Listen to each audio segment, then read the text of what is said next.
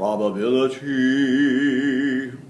There are two ways that I know of doing this top problem, and I'm going to do it the easy way first, and then I'm going to show you kind of a cool trick just in case that sort of thing arises on your exam and you have to do it that way.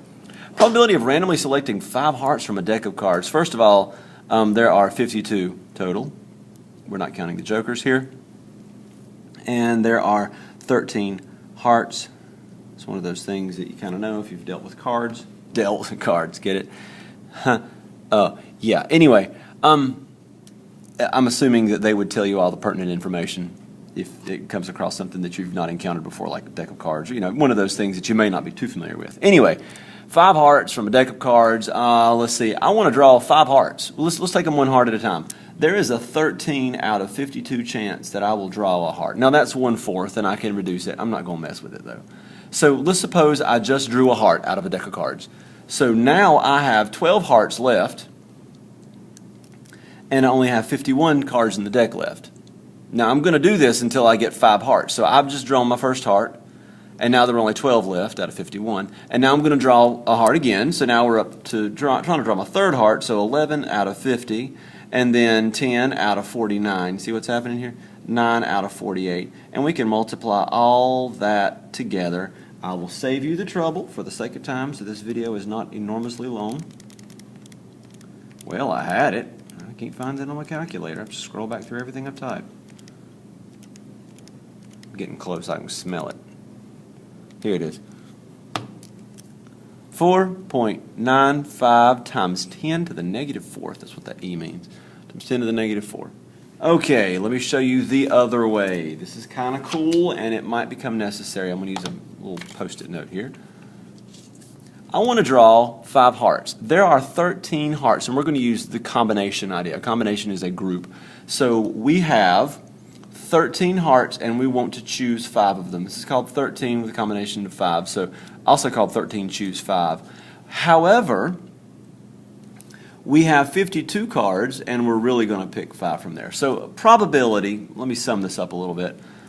Probability is what we want divided by what we could get. Now, I want 5 hearts. 5 hearts, and there are 13.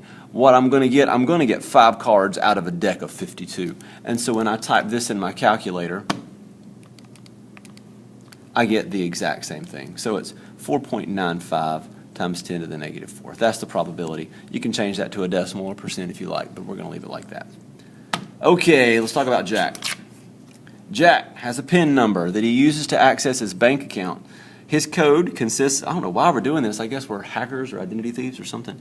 His code consists of 5 different numbers from 0 to 9, and none of the digits repeat. What's the probability that someone could guess his code in one try? Let's forget the probability aspect of it for just a minute, and let's only deal with the first couple sentences. He has a 5-digit number, and I want to see how many different ones are possible, and that'll help me with the probability. Okay? So he has a 5-digit PIN number, and none of the digits repeat, and there are 0 to 9 digits. I mean, you can use 0 to 9, which is actually 10 options. So for this first slot, there are 10 options. Well, none of the digits repeat, so if I picked a 5, then I'm not able to use a 5 anymore, so now I only have 9 options, and then I have 8 options, and then 7 options, and then 6 options. And I'll multiply all that together, and when I do that, 10 times 9 times 8 times 7 times 6 gives me 30,240. Real quickly, I want to show you, 30,240. Let me show you something else. We have 10 numbers, and we are going to select 5 of them, and the order does matter because it's a PIN number. You know, if your PIN number is 1, 2, 3, 4, you can't type 4, 3, 2, 1. There we go, same thing. I just wanted to point that out. Exact same thing. We could have done it that way. So 10P5, because there's 5 digits. There we go. So what's the probability? Well, if I'm going to just randomly guess it and I know these parameters, then I'm going to give one guess out of this many options. Well, again, probability is what I want divided by what I could get. Well, I could guess any of these 30,240 PIN numbers, but there is one correct answer. So this is the final answer for this one. All right, Kara needs to pick out some socks. She's going to pick a pair of matching socks from a drawer consisting, she's unorganized, bless her heart. 4 black socks. It's not 4 black pairs of socks, it's 4 black socks, so 2 pairs. 11 blue socks, which would be 5.5 pairs of blue socks. 3 white socks and 5 brown socks. Bless her heart, she needs to have a drawer cleaning party. What's the probability if she pulls out 2 random socks they will make a matching pair? Wow, this one is kind of crazy. Much easier read than done. Okay, let's find the probability that she pulls out 2 black socks. So first of all, we have 4 plus 11 is 15, 18, 20. We have 20 socks. Well, I don't have 20 socks, but Kara does. So there are 20 socks here. And, wait, that's not right. 15, 18, no, that's not 20 socks. Good grief, can't even add. Well, I can add, but I kind of struggled with it. My word, I'm embarrassed. I had to type that in my calculator. 23. We have 23 socks, not 20. Sorry about that. There are 23 socks, and what we're going to do is find out the probability of getting black socks. I didn't ask that, Mr. Reader. Yeah, whatever. Let's do it anyway. So we're going to start by finding the probability that we get only black socks. So there is a 4 out of 23 chance that this happens when we pull out 1 sock that is black. Well, now there's a 3 out of 22 chance that we pull out another black sock. Okay, so this is the probability that we get a matching pair of black socks. So let's go to the next color and let's deal with blue. And we're resetting, we're starting all over. She's going to reach in and pull out blue socks, a blue sock. There is an 11 out of 23 chance that that happens. And then there's a 10 out of 22 chance that she pulls another blue sock because she's already pulled 1, so there's 1 less, and now there's 1 less in the total as well. So we do the same thing. We go to white socks. There are 3 white socks out of 23. We just pulled 1 out, so now there are 2 white socks out of 22. And now we do the same thing for brown. 5 brown socks out of 23. And now there are 4 out of 22. Now the question is, what do we do with these? Do we add them together? Do we multiply them? Well, we're already multiplying these. Let me kind of give you a couple little words here that are going to come in handy. When we are going to do probability, there are 2 words that change the outcome of things quite a bit, and this was not addressed in class very much. Or is this and is that? Okay.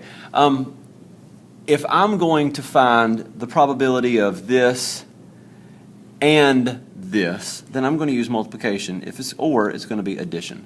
So probability that I get a black sock and then another black sock, a blue sock and then another blue sock, a white sock and another white sock, a brown and another brown sock.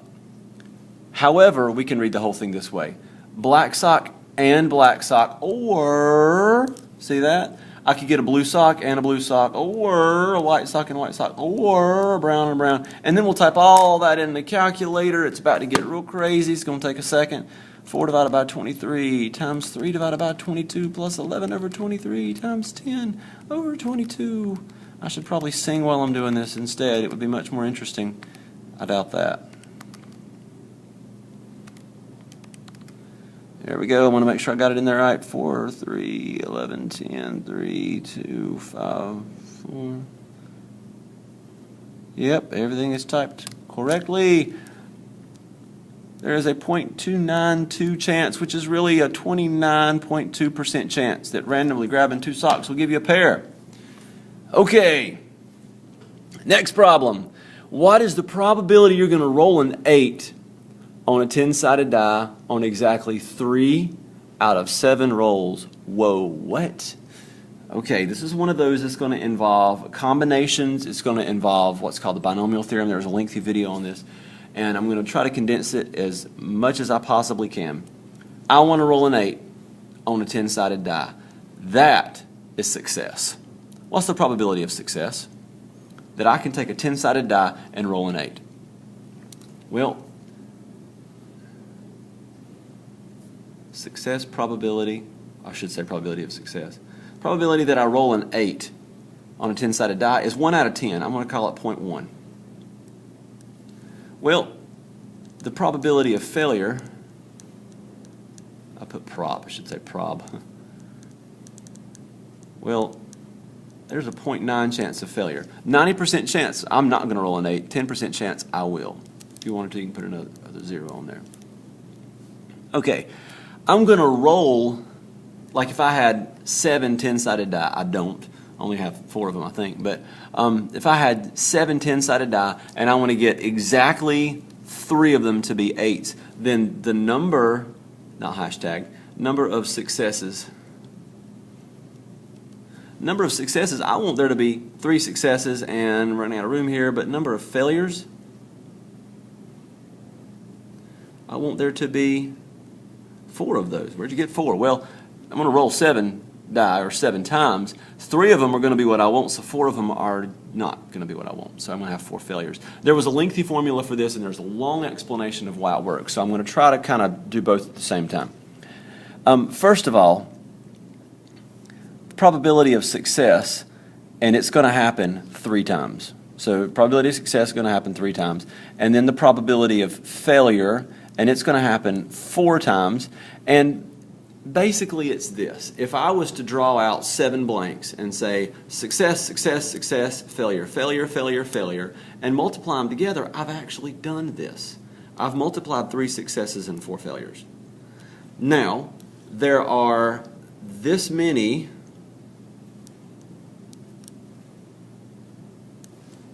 ways that I can have 3 successes and 4 failures out of 7 rolls. 7 combination 3. 7 choose 3. I could put a 4 there. Be the same thing. So here we go. 7 NCR 3, 0.1 to the 3rd power, 0.9 to the 4th power, and there we go. Pretty slim chance. 0.023, which is really 2.3%. Okay, there are 3 more problems. Let's go through this quickly. Fred, Wilma, and 10 other volunteers have shown up for a photo shoot at a modeling agency. You know where I got the names Fred and Wilma, right? Yeah. Of these 12 people, only 6 will be in a picture. Fred and Wilma must stand 3rd and 4th in line. So Fred and Wilma are in. They're picked. Fred and Wilma are already in. So here's what we're going to do. We're going to draw this out. There are 6 people. They're going to line up. Now, how many ways can these 6 people be arranged? I don't know, but we're about to find out.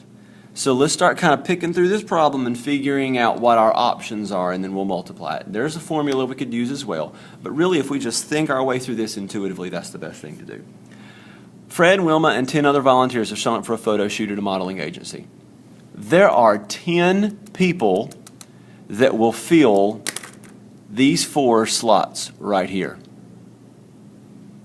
Of these 12 people, only 6 will be in a picture. Fred and Wilma must stand 3rd and 4th in line in either order. So these 2 right here are going to be Fred and Wilma. I say it's going to be Fred and Wilma. It could be Wilma and Fred. So let's just focus on this. When I'm lining up 2 people, I have 2 options, and then if I've placed one of them, I have 1 option left. Okay? Basically, I can have Fred then Wilma or Wilma then Fred, either way. So we've just taken care of Fred and Wilma. And now we have 10 other people to fill these 4 slots. I have 10 people that could go here. I can pick from those 10. Well, I just picked one. I picked one, he goes here. So now I have 9 options. And now I have 8 options, and now I have 7 options. Don't let the number 6 fool you. That's how many blanks you have. So don't go like 6, 5, 4, 3. Don't do that. We have 10 other people other than Fred and Wilma. What do we do with this? We multiply them. So whatever 10 times 9 times 8 times 7 times 2 times 1 is, 10,080 ways we could line these up. We're going to do every one of them in this photo shoot. Bore everybody to death. Okay, radio station has a game set up at a local event in which the winner will win tickets to a concert. The player pays $30 to spin a wheel, which has 12 equally divided regions. 9 of them are labeled as the losing slots. 2 will award the winner with 2 tickets, and 1 will give the winner 4 tickets. What's the expected value? Let's stop right there, and let's start listing everything that can happen. When in doubt, draw it out. I'm going to start from best to worst. So we can win 4 tickets we could win 2 tickets, which reminds me of a song, and we could lose. What's the expected value of tickets for any given spin? Each ticket is valued at $40. Okay, I'm going to pay $30 to spin a wheel. What's the probability that I win 4 tickets? Well, only one little region out of 12, like rolling a 12-sided die, only one of them is going to give me 4 tickets. So there's a 1 out of 12 chance I win. When I win, what do I win? I win 4 tickets. Don't put a 4 there, though, because we're dealing with money. I'm winning 4 tickets that are valued at $40. So 4 times 40 is $160. But I don't win $160. I win 160 minus 30 because I had to pay 30 to play. All right? Now we're going to win 2 tickets. 2 tickets to paradise. Sorry, I couldn't pass it up. That must have been painful for you in your ears right there. There's 2 slots that will award the winner with 2 tickets. So there's a 2 out of 12 or 1 out of 6 chance that's going to happen. When it happens, I win 2 tickets. Don't put a 2. I don't win 2 tickets so much as I win $80 worth of tickets. But I paid 30. And then what's the probability I'll lose? Well, there's a 9 out of 12. That's 3/4 chance. And when I lose, what do I lose? Well, I won nothing and I lost $30. Okay, let's type it in, find out what it is. 1/12 times 130 plus, I'm going to reduce these as I go, 1/6 times 50 plus 3/4 times negative 30. And there we go. Expected value, so with any spin, I'm expected to lose $3.33. What would be a fair price for this game? That would be the cost plus expected value.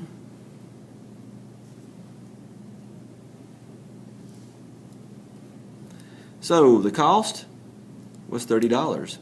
The expected value, including the negative, is negative $3.33. That's going to give me $26.67. So if I charge $26.67, then I won't make money, they won't make money. On average, we'll end up even.